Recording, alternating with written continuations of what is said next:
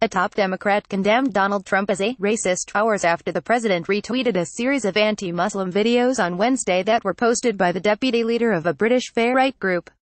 "The president is racist. There's no doubt about that in my mind," Keith Ellison, the deputy chair of the Democratic National Committee and a Muslim member of Congress, told The Guardian.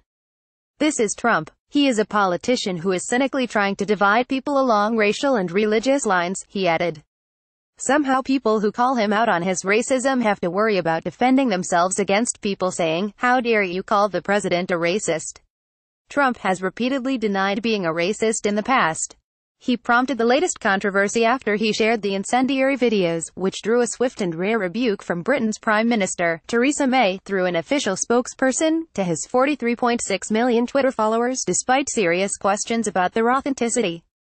They marked the latest inflammatory action against Muslims from Trump, who as a candidate campaigned on banning all Muslims from entering the U.S. and as president has sought to limit Muslim immigration through executive order.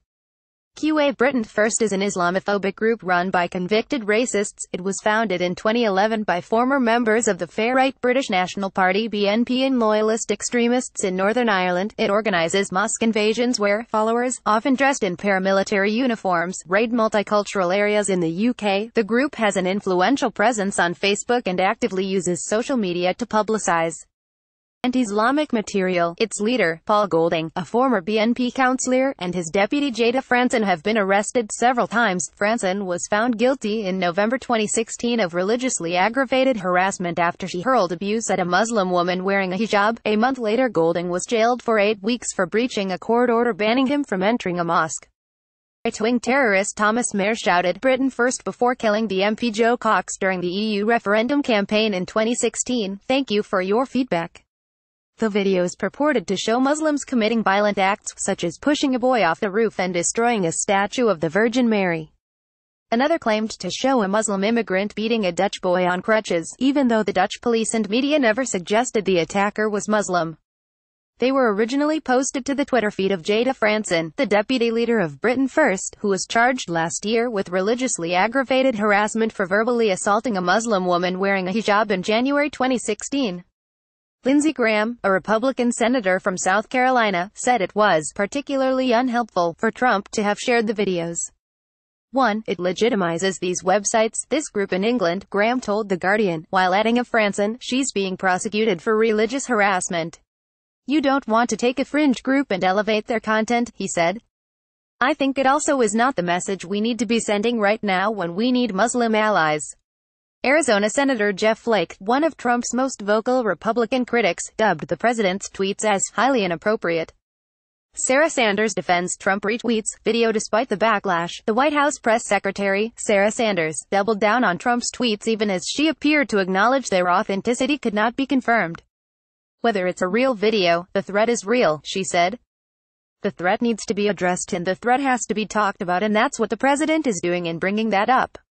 Rod Shaw, the White House deputy press secretary, later framed the matter as one of national security while addressing reporters aboard Air Force One. "The president has been talking about these security issues for years, from the campaign trail to the White House," Shaw said. Asked if Trump felt Muslims posed a threat to the U.S., Shaw held up the president's proposed travel ban on several Muslim-majority countries as reflecting his views on the subject. "No, look, the president has addressed these issues with the travel order he issued earlier this year," he said. "There are plenty of Muslim-majority nations whose citizens can come to the United States without travel restrictions.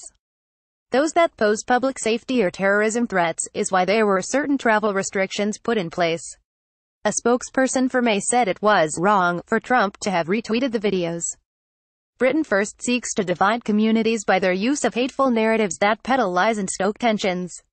"They cause anxiety to law-abiding people," the spokesperson said. "British people overwhelmingly reject the prejudiced rhetoric of the far right, which is the antithesis of the values this country represents: decency, tolerance and respect." Asked to respond to the statement from Downing Street, Shaw simply said Trump has the greatest respect for the British people and for Prime Minister May. Shaw declined to comment on how Franson's original tweets came to Trump's attention. Reaction on Capitol Hill was nonetheless muted, with attention fixated on Republican efforts to pass an overhaul of the U.S. tax code. Jim Inhofe, a senator from Oklahoma, told PBS he hadn't seen the anti-Muslim tweets but was critical more broadly of Trump's social media habits. "I would like to see someone kind of look at the language before they go out," he said. David Duke, the former Ku Klux Klan leader, celebrated Trump's tweets. "He's condemned for showing us what the fake news media won't," Duke wrote on his own Twitter account. "Thank God for Trump, that's why we love him." As a candidate, Trump routinely fanned the flames of Islamophobia by making a number of inflammatory statements about Muslims. In March 2016, he told CNN, "I think Islam hates us." Since assuming office, Trump has shown no signs of shifting his tone, often seizing upon terrorist attacks as evidence that his travel ban is necessary. Ellison, who in 2007 became the first Muslim member of Congress, said Trump's latest outburst was in line with what he always does. Yesterday, he was calling a U.S. Senator Pocahontas at an event designed to commemorate the contributions of Navajo War veterans, Ellison told The Guardian, referring to a racial taunt Trump directed at Democratic Senator Elizabeth Warren on Tuesday. Today, he's pushing out hate propaganda against Muslims. He made an equivalency between the Klan and the neo-Nazis and the people who were protesting them this summer. Ellison said there was no question Trump's actions could incite violence across the country. "What was it but violence that resulted in the woman getting hit by the car this summer?" Ellison said of the August rally in Charlottesville, Virginia, when a white supremacist drove his car into a group of counter-protesters, leaving one dead and several injured.